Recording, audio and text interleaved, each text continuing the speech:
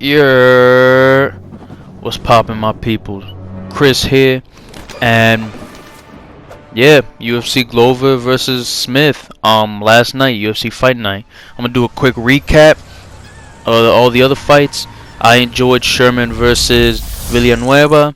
That was a good fight. Benitez versus Morales was also great. Keller dropped the Azure with a left hook.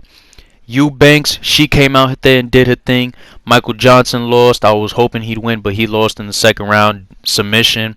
It happens. Orlovsky still showing he got it at the age of what, 40, 42, 41, something like that. So he did his thing. Simon versus Borg, that was another great fight. Hernandez versus Dober, good. St. Pro versus Rothwell, can we please bring back St. Pro down to light heavyweight? This was my first time seeing him. Maybe he's done it before, I'm not sure. I've been on and off with UFC as a fan. Like, I'd watch it for periods of time, then I'll stop, and I'll come back in. And lately I just, been binging on it like crazy. Like, all I want to do is watch UFC fights and all that. But nevertheless, St. Pro, he was fighting Big Ben, and he was, doing what he can do, but at the heavyweight position, he moved too sluggish. For me, I was seeing him, I was like, he's not moving as his usual self, and that's probably all that extra weight, and it happens to fighters. A fighter that's not comfortable, or I wouldn't say not comfortable, he's just not used to being at a certain weight. So when they go up, or either it could go up or down, their performance will drop. And it happens to a lot of fighters. St. Pro, like I said, he did look good, but he wasn't as clean as he does when he's light heavyweight. Now, on to the main fight, which was Anthony Smith versus Glover Teixeira. Damn, I respect and love both these fighters. Teixeira's done a lot, being the veteran that he is. He's done a lot in the light heavyweight class, and Anthony Smith, he's just Anthony Smith. I don't have to say much. He's battled with some of the best light heavyweights in the division. He took out Shogun like it was nothing. I wouldn't say it was like it was nothing, but he took him out. He just started launching punches. I remember that. I remember when he fought John Jones for the light heavyweight belt. He took out Rashad Evans. So he's up there in the sense of skills. Now his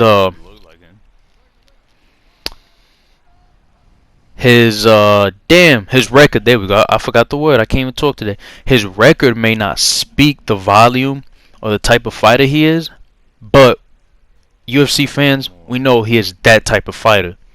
So Anthony Smith came out there the first round looking great.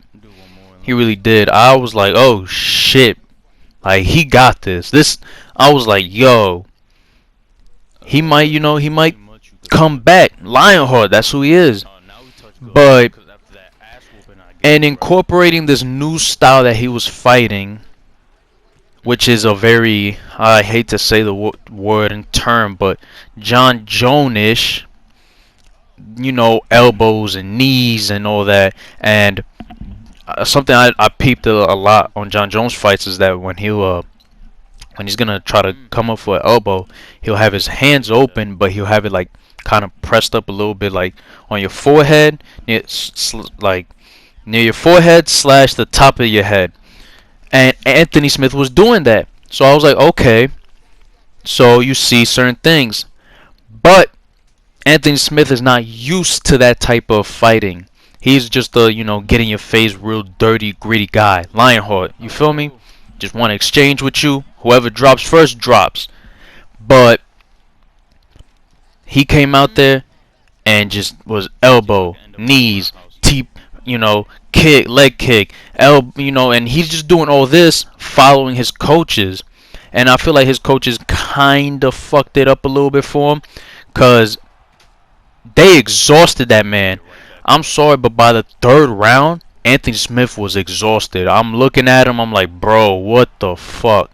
Like, it's over. I knew it was over because as soon as his stamina and energy starts depleting, that's when Glover started picking up his pace. He started picking up his pace, and Anthony Smith was taking a beating.